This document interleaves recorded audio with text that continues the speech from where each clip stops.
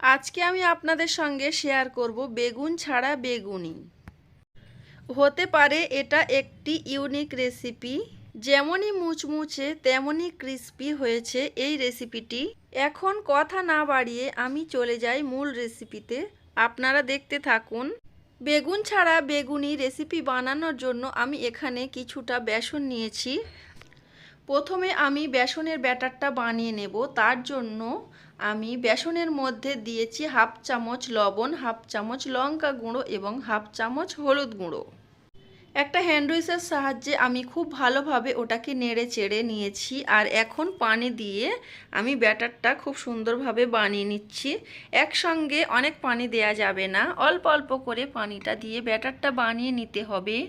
এই ব্যাটারটা বানানো অনেকের কাছেই জানা আছে, আবার অনেকের কাছে অজানা আছে। তবে যাদের কাছে অজানা আছে তারা অবশ্যই জেনে নিতে পারেন আমার এই ভিডিওটি দেখে।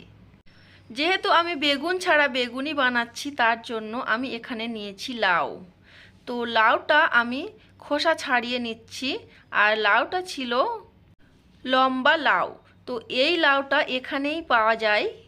লাউটার মাঝখানের অংশটা নিয়েছি আর দুই সাইডের অংশটা আমি রান্না করব, মানে বাদ দেব না। তো লাউটা আমি খোসা ছাড়িয়ে নিয়েছি আর ধুয়ে নিয়েছি। এখন আমি ছুরি দিয়ে খুব পাতলা পাতলা করে কেটে নেব। মানে খুব বেশি পাতলা করা যাবে না, আবার খুব বেশি মোটাও করা যাবে না। আপনারা দেখেই বুঝতে পারছেন আমি কেমনভাবে কেটেছি। আমি আপনাদেরকে হয়তো বলে বুঝিয়ে দিতে পারবো না, দেখলেই বুঝে নিতে পারবেন আপনারা। তো এই তো এখানে এই রকমভাবে কেটে নিয়েছি। আর এই লাউয়ের মধ্যে আমি কিন্তু লবণ মাখিয়ে দিচ্ছি। খুব ভালোভাবে আমি হাত দিয়ে লবণটা মাখিয়ে দিচ্ছি।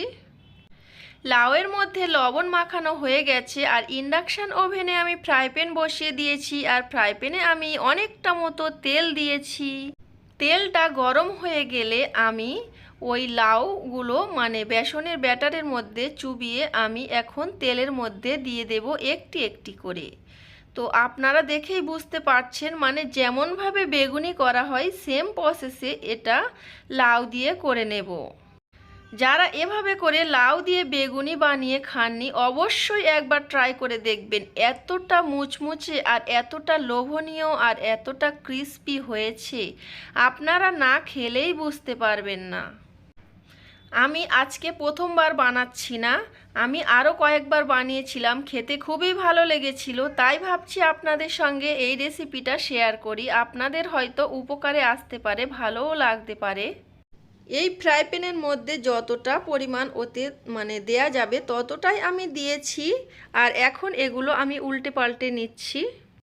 ইফতারের টাইমে যদি এই রকম মুচমুচে বেগুন ছাড়া বেগুনি যদি খাওয়া যায় তাহলে কিন্তু খুবই ভালো লাগে। তো আমি প্রথমে সবগুলো ভেজে নিয়েছিলাম, একটু হালকা কালার হয়েছে বলে আবারও আমি সবগুলো একসঙ্গে খুব ভালোভাবে ভেজে নিচ্ছি। এই রেসিপিটি আমার হাজবেন্ড খুবই পছন্দ করেছিল এবং খুবই প্রশংসা করেছিল।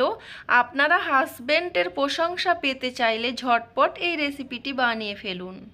বেগুন ছাড়া বেগুনি রেসিপিটি আপনাদের কাছে কেমন লেগেছে অবশ্যই কমেন্ট করে জানাবেন। যদি রেসিপিটি ভালো লাগে তাহলে লাইক দিয়ে দেবেন ভিডিওটিতে। আর যদি খুব বেশি ভালো লাগেন তাহলে ফ্রেন্ডস এবং ফ্যামিলির সঙ্গে শেয়ার করে দেবেন। এখানে আমি কালারের জন্য কোনোই ফুড কালার ইউজ করিনি। আমি কিভাবে ব্যাটার বানিয়েছি আপনারা দেখেই বুঝতে পেরেছেন। তো এখানে আমার সবগুলো বেগুন ছাড়া বেগুনি হয়ে গেছে। আপনারা এটাকে লাউনি বলতে পারেন যেহেতু এটা লাউ দিয়ে বানানো হয়েছে। একটা পাত্রের মধ্যে আমি কিছুটা পরিমাণ সস নিয়েছি আর একটা প্লেটে হালকা পাতলাভাবে একটু ডেকোরেশন করে নিচ্ছি যাতে করে দেখতে খুবই ভালো লাগে। সবার সুস্বাস্থ্য কামনা করে ভিডিওটা এখানে শেষ করছি। সবাই ভালো থাকবেন। আল্লাহ হাফেজ।